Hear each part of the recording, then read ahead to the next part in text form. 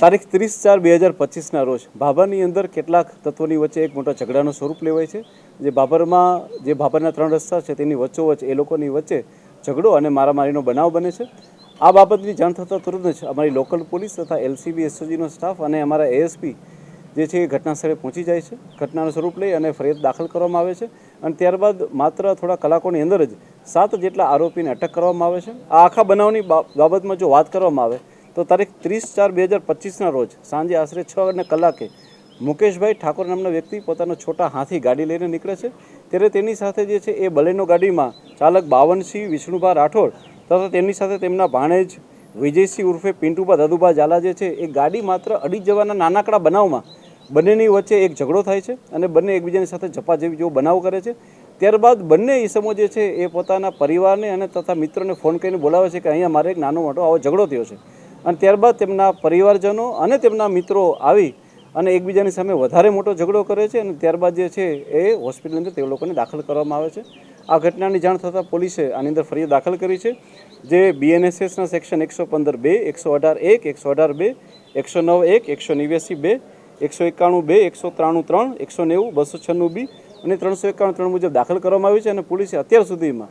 પોતાના નેટવર્કનો ઉપયોગ કરીને અને ટેકનિકલ એનાલિસિસ દ્વારા 7 જેટલા આરોપીઓ એટલે કે બાવનસિંહ વિષ્ણુભા રાઠોડ,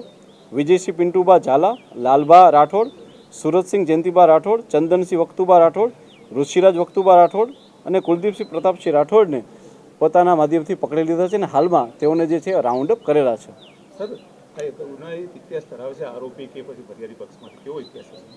હું આપ સર્વને મીડિયાને જણાવવા માંગીશ કે આમાં બંને પક્ષ એટલે કે જે લોકોની માથાકૂટ થયેલી છે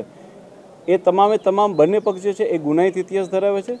જે વ્યક્તિ જે છે એ મુકેશભાઈ સંગ્રામભાઈ ઠાકોર અને તેના પિતા જે છે સંગ્રામભાઈ ઠાકોર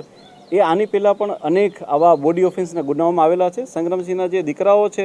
એટલે કે નવગણ સંગ્રામજી ઠાકોર, મીઠાજી સંગ્રામજી ઠાકોર, વિક્રમજી સંગ્રામજી ઠાકોર એ જે છે આની પહેલાં પણ બોડી ઓફેન્સના ગુનામાં દાખલ થયેલા છે. આ સિવાય જે આરોપી પક્ષ જે છે તેની અંદરથી બી સુરતસિંહ જયંતિભા રાઠોડ, ચંદનજી વખતુભા રાઠોડ, ઋષિરાજ, કુલદીપસિંહ અને જયદીપસિંહ આ તમામની વચ્ચે પણ જે છે એ આની પહેલાં બોડી ઓફેન્સના ગુનાઓ દાખલ કરવામાં આવેલા છે. આ ઘટના બની સર એના ઉપરથી બનાસકાંઠા જિલ્લાને સમાજ વચ્ચે વિવાદો ઉભા થઈ ઘટના તેને લઈને કેવી કાર્યવાહી પોલીસ કરશે અને કેવો બનાવી ઇતિહાસ ન બને પરિવાર આવું બને કાર્યવાહી? હું તમામ ઇલેક્ટ્રોનિક્સ મીડિયાના માધ્યમથી તથા પ્રેસ મીડિયાના માધ્યમથી હું બનાસકાંઠાના તમામ રહેવાસીને અને બાકીના તમામ લોકોને હું કહેવા માંગીશ કે આ કોઈ પણ એક જ્ઞાતિ કે જાતિ દ્વારા બીજી જ્ઞાતિ કે જાતિ ઉપર કરવામાં આવેલો હુમલો નથી.